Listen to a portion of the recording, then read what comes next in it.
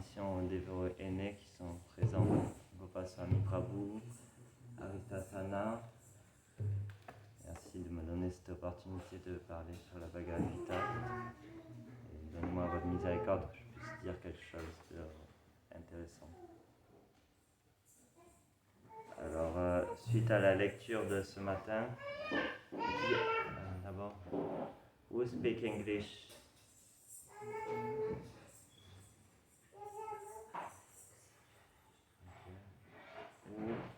Qui ne parle pas anglais?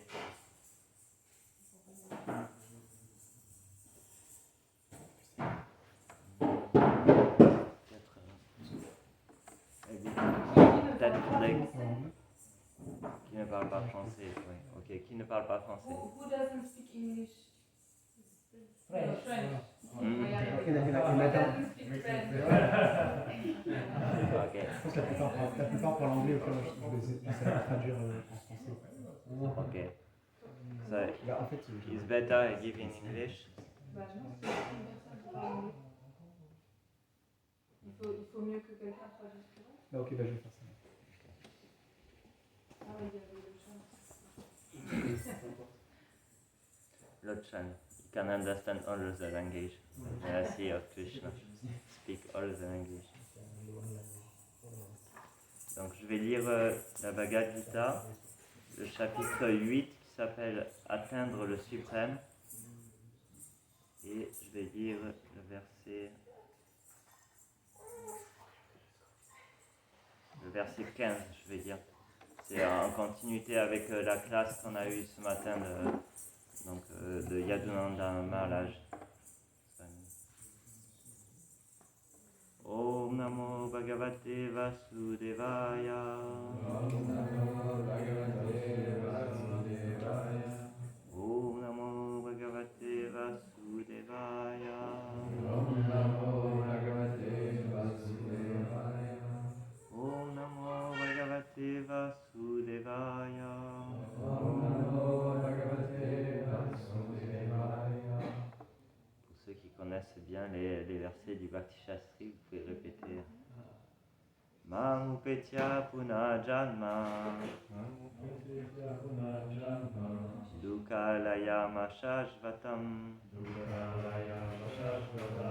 Napnuvanti mahatmana Samsiddhim paramam gata.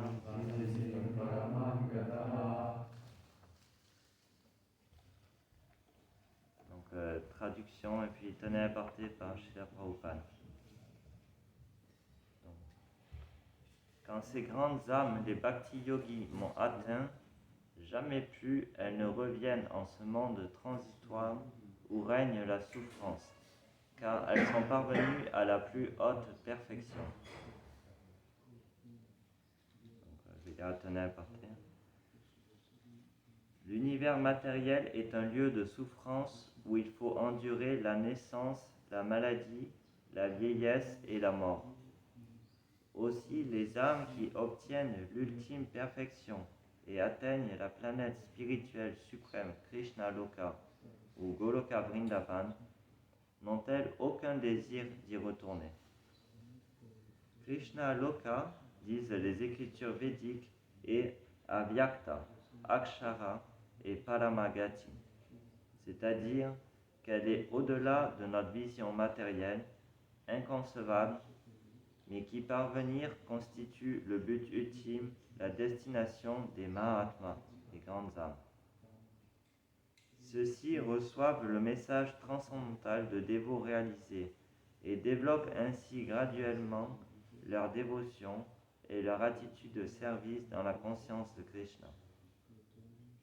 Ils deviennent tellement pris par ce service transcendantal qu'ils n'éprouvent plus le moindre attrait pour les planètes éthéniques et renoncent même au désir d'être promus aux planètes spirituelles.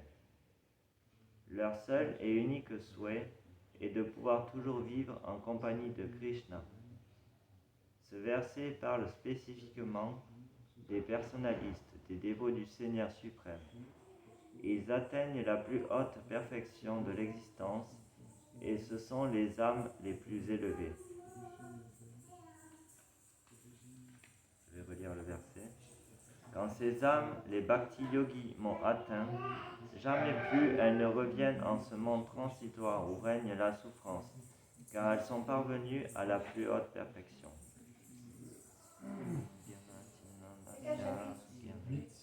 Chapitre 8,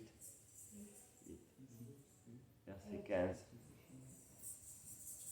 Om Gyanandasya Gyananjara Sharakaya Tunvetam Yena Tasmai Shri Gurave Namah Shri Chaitanya Manovishtam Stapitam Yena Bhutale Swayam Rupa Kadamayam Dadati Svapanantikam Mancha Kalpatarubhyacha Kripa Sindhubhya Evacha Patitanam Bhavanebhyo Vaishnavebhyo Namo Namah Namo Vishnu Padaya Krishna Prestaya Bhutale Srimate Bhaktivedanta Swami Niti Namine Namaste Sarasvate Deve Gauravani Prasharine Nivishesha Shunyavadi Pashkatya Deshatarine Shri Krishna Chaitanya Prabhu Nityananda Shri Advaita Gadadhar Shiva Sadi Gaura Bhaktavrinda Hare Krishna, Krishna Krishna, Hare Hare, Hare Rama, Rama Rama, Hare Hare. Donc, comme on a entendu ce matin dans la classe de Yadunandan Swami, c'est un divertissement qui se passe sur les planètes édéniques, donc les planètes supérieures. Et on a vu que même là-haut, c'est pas tout rose et des fois il y a des gros problèmes de conflits et c'est pas que tout est magnifique sur les planètes édéniques. Et comme il a expliqué, c'est que de lire le Srimad Bhagavatam va nous aider à nous dissuader d'avoir ce désir d'aller dans les planètes édéniques. Et la vie en général aussi nous dissuade d'essayer de se gratifier les sens, parce qu'on voit à quel point c'est porteur de souffrance dans la vie matérielle. Et ce verset-là, il décrit en fait quelle est la condition misérable en ce monde matériel, et il fait le parallèle avec, du coup, pour ceux qui atteignent les planètes spirituelles Goloka Vrindavan, il n'y a plus de retour sur les planètes matérielles, parce qu'ils sont entièrement satisfaits dans leur constitution de servir Krishna. Et donc je trouvais que c'était intéressant de lire ce verset aussi, parce qu'on a passé un mois à Paris à distribuer des livres où les gens s'excitaient à droite et à gauche à aller acheter les cadeaux de Noël et à dire « Non, j'ai pas le temps, il faut que j'achète ce cadeau, il faut que j'aille acheter ça ». Et puis nous, on était absorbés dans notre service et ça faisait un gros contraste entre ce que c'est la vie matérielle, c'est-à-dire la concupiscence, la colère, l'avidité et toutes ces belles choses qui règnent dans ce monde matériel. Et puis nous qui du coup juste essayons de distribuer les livres de Prabhupada pour son plaisir et qui nous contentions juste d'essayer de distribuer ces livres et d'être satisfaits dans un service modeste et simple. Et donc c'était un très beau contraste pour réaliser ce verset-là qui décrit donc la situation du monde matériel qui est Dukhalaya Mashashvatam, donc Dukha qui vient de misère, de souffrance, et Ashashvatam qui veut dire temporaire. Tout dans ce monde a un début et une fin et est porteur de frustration. Krishna a déjà expliqué cela dans la Bhagavad Gita avant.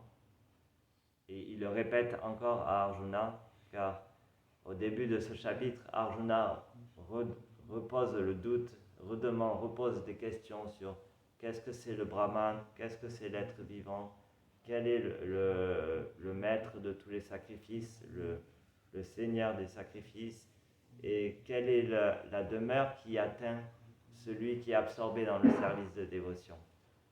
Et donc, c'est quelque chose qu'on peut se demander, c'est vrai, avant de s'abandonner avec la foi dans le service de dévotion, c'est vrai que des fois on va se demander, mais est-ce que je ne vais pas perdre tous les plaisirs de ce monde matériel et du coup me retrouver à avoir juste une vie de yogi très austère. Bon, en arrivant ici, on s'en rend bien compte que ce n'est pas le cas. Il y a le bon prashadam, il y a la musique, il y a les belles rencontres. Donc la vie spirituelle n'est pas quelque chose de monotone et austère. La vie spirituelle est pleine de joie et pleine de félicité spirituelle.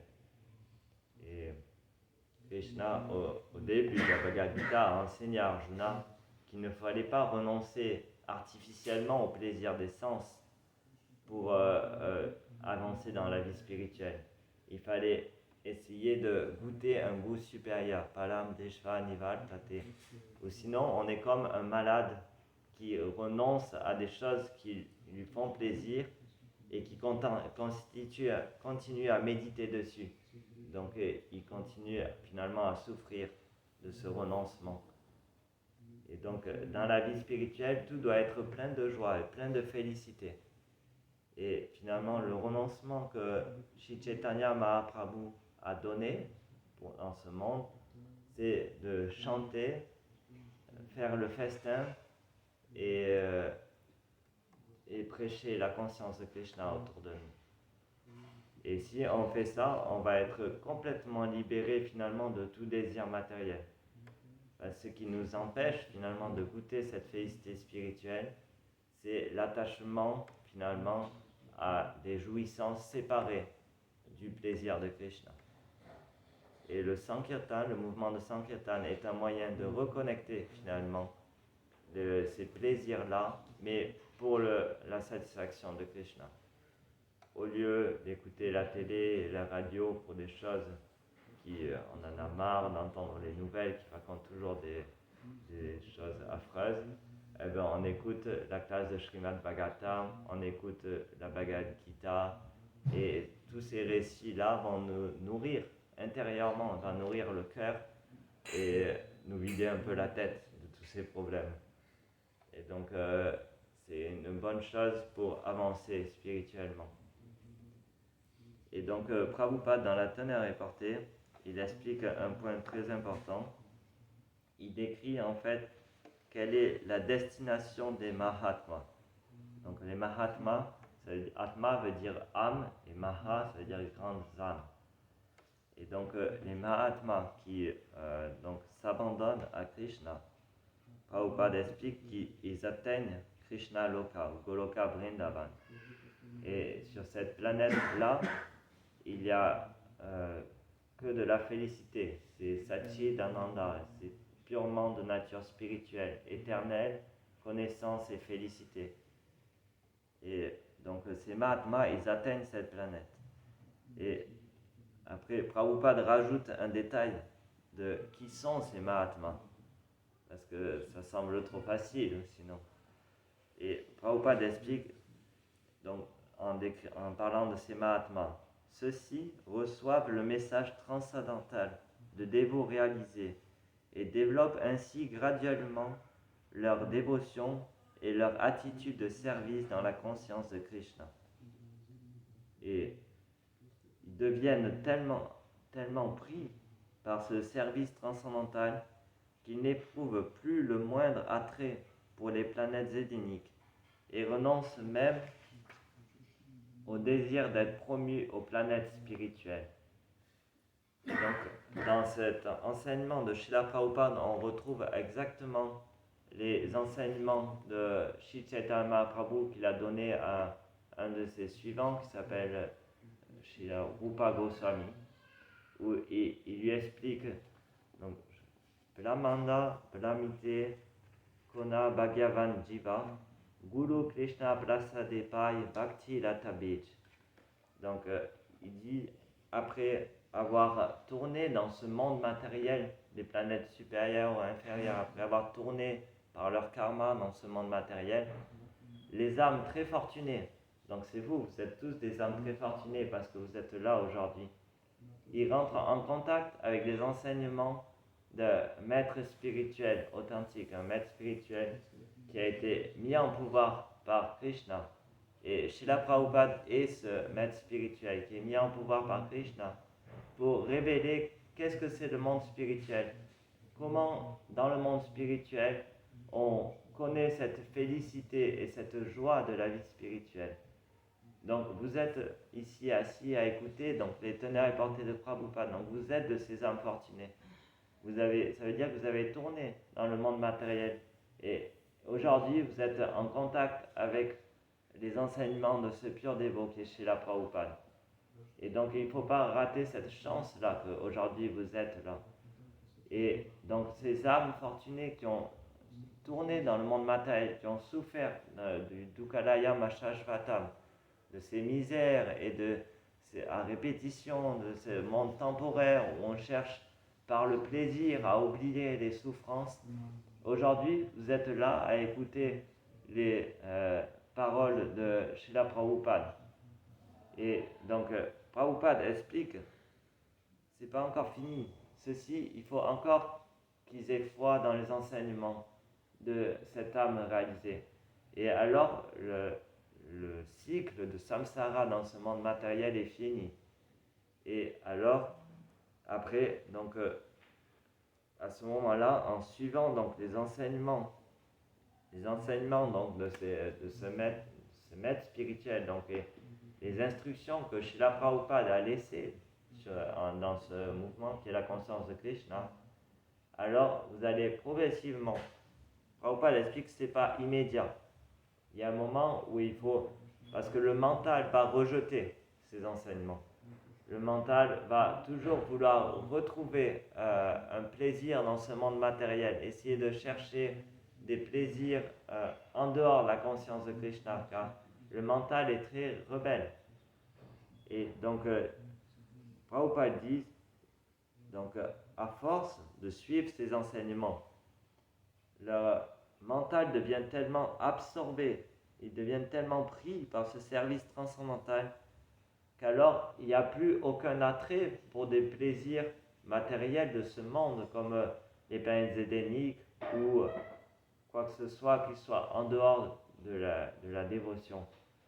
Et alors on peut pratiquer la pure dévotion, et qui est libre de toute notion de karma ou de connaissance, de spéculation mentale séparée de Krishna. Et on retrouve dans les enseignements de Chaitanya Mahaprabhu, dans le Shikshashtakam aussi, il explique que celui qui est absorbé dans le service de dévotion, Nadanam, Najanam, Nasundarim, Kavitam, Vajaga, Nishaka, Maye, Mama, Janmani, Jami, Jvale, Bhavatat, Bhakti, Aitoki, Tvaye. Donc il n'a même plus d'attirance pour être libéré de ce monde matériel. Parce que l'absorption de son mental fait qu'il goûte déjà le service de dévotion en ce monde. Et il n'a aucun intérêt que ce soit pour l'opulence matérielle, le plaisir de la relation sexuelle, les plaisirs de la boisson, de manger de la viande, tout ça, ça devient quelque chose qu'on n'a plus aucun intérêt. Et c'est quelque chose que tous les dévots qui sont là peuvent vraiment témoigner de cette expérience-là. Parce qu'on n'est pas des dévots qui sommes nés dans des familles de brahmanas, qui avons eu ces règles de vie depuis tout petit. Comme vous, on est passé par toute cette expérience dans le monde matériel, à faire la fête, à manger plein de choses horribles. C'est affreux. À Paris, on voit les gens, le nombre de monde qui va manger au Burger King, au McDonald's. C'est terrible. C'est affreux de voir ce monde qui y va. Et nous, on y va juste pour aller aux toilettes. C'est quand même pas mal. Du coup, ils font du service pour les dévots.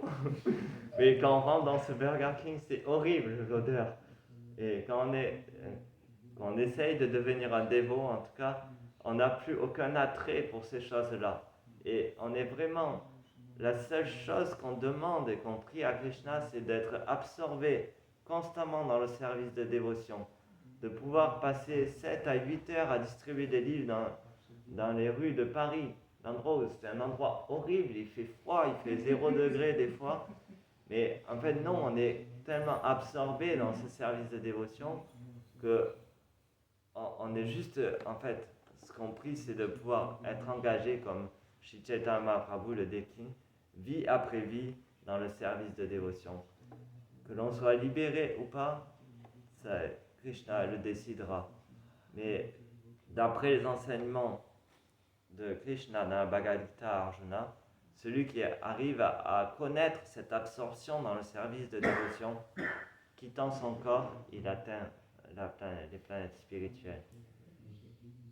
Et on peut voir, pour finir sur cet enseignement-là, on peut voir à quel point les éternels associés de Krishna, ils sont tellement pris par cet amour pour Krishna, qu'il y a un divertissement quand ils sont à Vrindavan, où un monstre qui s'appelle Aghasura se présente à eux sous la forme d'un immense serpent. Et ils sont tellement pris dans les divertissements à s'amuser avec Krishna qu'ils commencent à rigoler, ils voient le grand serpent et ils disent « Allez, on va s'amuser, on va aller sauter dans la bouche du grand serpent. De toute façon, Krishna, il est là, il nous sauvera s'il a envie. » Et c'est l'idée, c'est que quand on est absorbé dans cet amour, peu importe, on peut même sauter dans la bouche du démon, on sait que Krishna est toujours là et que pour s'amuser avec Krishna, on est prêt à même sauter dans la bouche du serpent. Et après, tous les pâtres sautent dans la bouche du serpent, qui, par jalousie des pâtres et de Krishna qui avait tué ses frères et sœurs Bakasura et Putana, il voulait tuer Krishna. Et du coup, il attendait que Krishna rentre dans la bouche, mais il n'y avait que les pâtres qui voulaient aller s'amuser dans la bouche. Krishna est resté dehors, il voyait les pâtres et il ne voulait pas que les pâtres soient tués par le serpent. Du coup, il attendait dehors. Et puis, au bout d'un moment, il finit par rentrer dans la bouche du serpent. Et là, Aghasura ferme la bouche pour avaler donc tous les pâtres et Krishna. Et Krishna, il s'expande. Et puis le serpent finit par suffoquer et à quitter son corps. Et il sauve alors tous les pâtres de la bouche d'Aghasura. Et donc nous, on a tous un peu fait ça. On a sauté dans la gueule terrible de Maya, dans ce monde matériel. Mais aujourd'hui, on a l'opportunité de pouvoir jouer avec Srila Prabhupada et Krishna en faisant du service de dévotion, que ce soit ici à Nouvelle Mahapur, en distribuant les livres. Alors, il ne faut pas hésiter et suivre dans les traces donc, des disciples de Prabhupada, Gopaswami, Janda Goswami, Yadunanda Swami, et s'absorber dans le service de dévotion et peu importe, Krishna s'amusera avec nous comme il a envie. Donc ça c'est ce que j'avais envie de dire sur ce verset qui aide à finalement à comprendre quelle est la destination pour les dévots qui s'abandonnent à Krishna et qui cherchent au mieux qu'ils peuvent à servir Krishna. Et il n'y a plus de retour en ce monde matériel pour ces personnes-là. Ce monde matériel qui est Dukkalaya Mashashvatam. Donc je vais relire le verset et puis si vous voulez qu'on fasse une discussion, ça peut être intéressant de discuter et puis si vous voulez poser des questions. Quand ces grandes âmes, les bhakti yogis, m'ont atteint, jamais plus elles ne reviennent en ce monde transitoire où règne la souffrance, car elles sont parvenues à la plus haute perfection. S'il y a des questions, des commentaires, des corrections.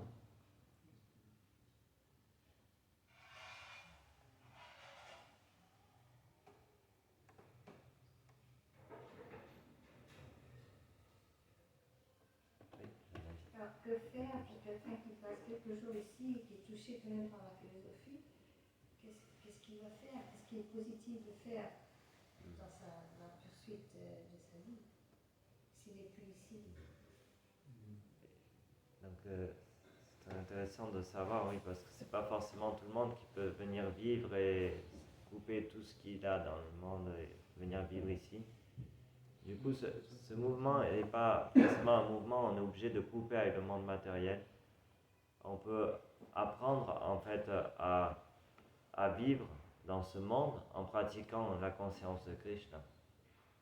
Et principalement, ce qu'il faut faire, c'est continuer à garder un contact avec Srila Prabhupada à travers ses livres, lire régulièrement, si possible, les livres de Prabhupada. Et si on arrive, essayer de suivre au maximum les enseignements qu'il donne dans les livres. Donc chanter Hare Krishna, c'est l'enseignement principal que Sri Chaitanya Mahaprabhu est venu donner. Donc si on peut essayer de chanter 1 ou 2 tours chez soi quand on a le temps, et essayer de aussi offrir toute notre nourriture, méditer à offrir notre nourriture à Krishna pour que cette nourriture ne soit pas, nous aide dans la vie spirituelle. Moi, la première fois j'ai reçu la Bhagavad Gita, j'ai passé pendant 2 ans sans avoir aucune association avec les dévots. Et ce que je faisais, c'est que je me levais tous les matins pour chanter des tours de japa, le maximum que je pouvais. Et je travaillais comme kiné, donc c'est pas que je faisais rien de ma journée. Et je chantais, je lisais et j'offrais ma nourriture. C'est ce que je faisais pour rester dans la conscience de Krishna en dehors du temple. Donc pour ceux qui viennent, c'est bien d'apprendre comment faire ces activités-là, c'est-à-dire vous savez tous lire, mais apprendre à chanter sur un japa, apprendre à offrir la nourriture et essayer de faire ça même quand on rentre chez soi. Et en faisant ça, on va progressivement se purifier de notre attachement dans le monde matériel. Peut-être que tu as d'autres conseils. Oh, c'est parfait. C'est bien de montrer ton exemple. En fait, c'est la meilleure chose, c'est que ça a marché pour toi. Et moi, progressivement, en fait, j'ai plus du tout envie de vivre en dehors de l'association des dévots. Je priais pour arriver à trouver des gens qui connaissaient cette expérience mystique que je pouvais avoir à travers le chant, la lecture et cette expérience que j'avais au contact de Prabhupada à travers ses livres et ses enseignements. Et puis finalement, je me suis détaché de tout pour venir vivre ici. Mais ce n'est pas non plus une obligation, on peut très bien vivre à l'extérieur et continuer à pratiquer toutes ces activités-là. Donc ça fonctionne en faisant ça. C'est ce que Sri Chaitanya Mahaprabhu enseignait aux gens qu'il rencontrait quand il voyageait dans le sud de l'Inde. Il disait, gardez votre position, votre activité, mais chantez Hare Krishna et offrez votre nourriture. Voilà. Et c'est vraiment pas compliqué, c'est pas besoin de faire non plus de manière trop rituelle avec beaucoup de... On peut juste le faire simplement. Ce qui compte, c'est la méditation, c'est que tout doit passer par Krishna, en fait. En fait, la nourriture, tout doit être pour le plaisir de Krishna. Et si on médite comme ça, en fait, progressivement, on n'a plus qu'une seule envie, c'est de servir Krishna et d'apporter du plaisir à Krishna.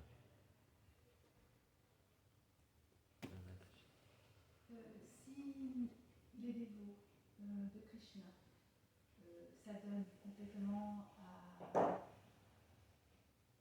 servir Krishna, à tel point qu'ils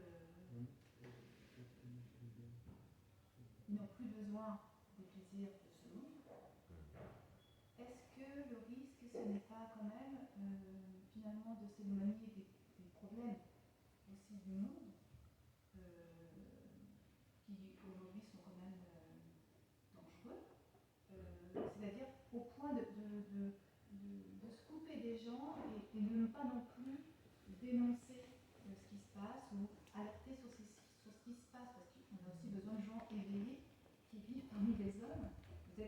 éveillé d'un point de vue spirituel, mais je veux dire aussi éveillé sur des réalités à démonter dans le monde. Voilà. C'est une très bonne question, parce que beaucoup de gens pensent ça, qu'on est un peu des marginaux, un peu qui rejetons nos responsabilités finalement. Et c'est très intéressant parce que en fait,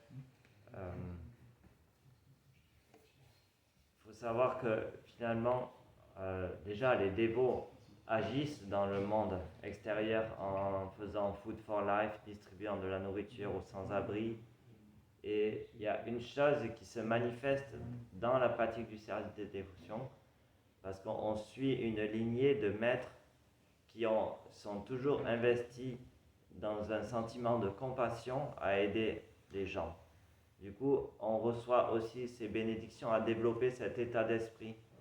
Et quand on s'adonne dans ce mouvement-là, en fait, progressivement, on développe un sentiment de compassion. C'est-à-dire qu'on va expérimenter une joie spirituelle, mais cette joie spirituelle ne sera pas complète si on ne va pas l'amener aux autres. On finit par développer ce sentiment-là.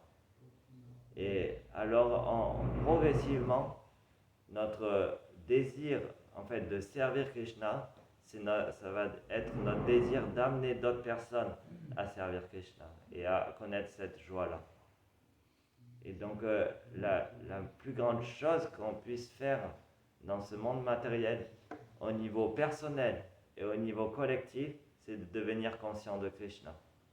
Parce que par cette conscience de Krishna, au niveau personnel, on expérimente une joie très intense qui est incomparable avec les joies du monde matériel. Et de manière collective, on développe une compassion, non pas pour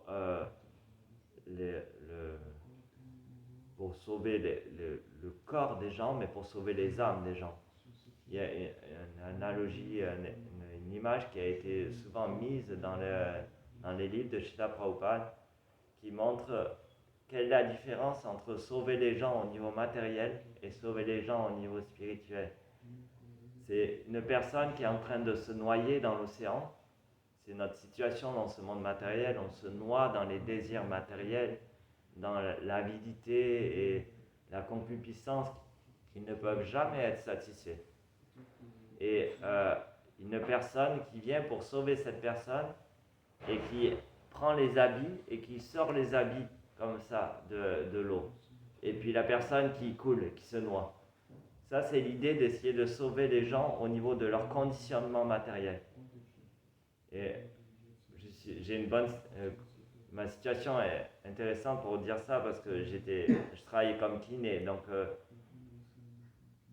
mon travail était justement d'aider les gens au niveau de leur conditionnement. Donc, mon travail, c'était d'aider les gens au niveau de leur conditionnement. Et c'était vraiment, du coup, de sauver les habits et laisser les gens se noyer. Et ce que j'ai pu expérimenter en travaillant comme kiné, c'est que les gens n'étaient jamais soignés si je soignais leur corps et leur conditionnement. Et donc, aider les gens juste au niveau matériel et au niveau de leur conditionnement, ça ne les sauvera jamais. Parce qu'ils ne seront jamais satisfaits, ils ne seront jamais... finalement satisfaits de vivre. Ils seront toujours submergés par ces désirs matériels. Et quand je travaille comme kiné, j'ai pu remarquer que les gens revenaient toujours pour les mêmes problèmes. Et j'avais beau essayer de les aider, c'était toujours les mêmes problèmes qui revenaient. Et des fois, je pouvais avoir des résultats avec le travail et le traitement de kiné que je faisais. Mais finalement, 2-3 mois après, ils revenaient avec le même problème de santé. Et donc, ces problèmes de santé sont juste des choses qui nous aident finalement à comprendre qu'on ne doit pas juste soigner notre corps, mais c'est nos désirs matériels qui conditionnent aussi nos souffrances matérielles. Oui. Je pense que sa question aussi est parce que, en tant que mère, et qu'elle a son fils ici, et que je sais, parce que moi j'ai passé l'expérience de jouer jeune, quand j'étais jeune quand même. Et quand on est jeune, d'une certaine manière, on est un peu humilié, quoi. Mais on change. Avec le temps, on change. Et on devient plus connecté d'une certaine manière avec le monde aussi. On voit le monde plus tel qu'il est. Et on change d'attitude aussi. Je pense que la question de madame, c'était est-ce que c'est correct de se détacher des problèmes du monde matériel? Est-ce que ça fait pas. Est-ce que ça dégage pas une sorte d'irresponsabilité vis-à-vis de ce qui se passe dans le monde matériel, si j'ai bien compris votre question? Une partie de réponse est juste. C'est vraiment, effectivement, ça pose la question de est-ce que c'est vraiment ce qu'il y a de plus juste à faire? Est-ce que c'est suffisant à faire pour le moment? J'ai bien compris effectivement qu'il n'y a rien de mieux que d'offrir l'amour et la paix à une personne. Je comprends tout à fait. Et le salut de son âme. Mais c'est vrai qu'aujourd'hui, c'est pas parce que je le pense que c'est vrai,